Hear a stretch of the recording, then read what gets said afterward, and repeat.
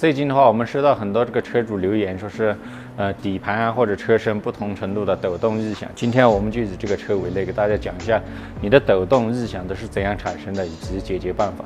这个车的话是在过减速带或者是一些颠簸路面的时候，它就咯噔咯噔的异响。来，你们听一下。这种响声的话，一般就是这个吊杆球头啊，或者是支臂球头胶套损坏。等一下我们拆下来给大家看一下。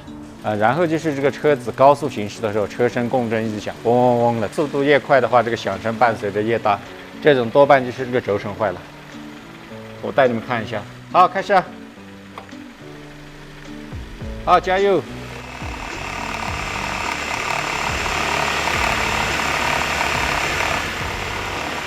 好，可以喽。一般我们车辆这种嗡嗡行驶，特别是随着你车速越快，嗡嗡声越大的话，多半就是这个轴承问题引起的，只需要更换这个轴承就行了。还有就是这个车辆在行驶过程中出现这个抖动或者跳动，你们看这个轮胎胎面已经严重失圆变形，都跳舞了。像这种情况的话，一般钢圈没有损伤的话，更换轮胎即可。还有就是这个车经常跑工地，没有手刹也不方便，什么原因导致？你们看。这个拉线都不知道当多少年了，哪来的手刹？接下来的话，我们就对这几个问题进行一个维修。但是在维修以前，我一定要先干一个事情。这上面这些泥巴糊的，我看着太难受了，也不知道你们看着有没有这种感觉？不把它搞下来，我这个车都修不了了。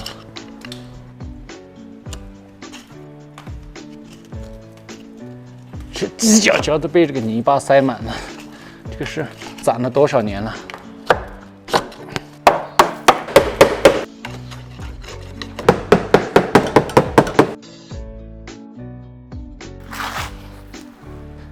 现在舒服多了，把这个搞的，这个是不是叫强迫症？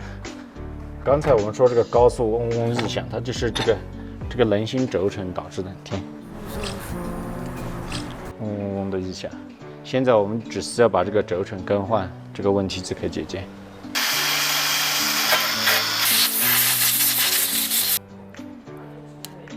虽然这个轴承属于一个易损件，但是我们在平时用车过程中注意一点。像那个涉水深度达到一定的深度的，我们尽量不要把车开进去。还有就是那种起伏度较大的，我们还是尽量开慢一点。这样的话，这个轴承也没有那么容易坏。刚刚我们说到过减速带或者颠簸路面刚当的异响，它就是因为这个球头的话，严重磨损，已经损坏了。还有这个胶套也是过度磨损，已经有很大的间隙了。这种情况的话，我们只需要更换这个吊杆球头，还有这个胶套，这个问题即可解决。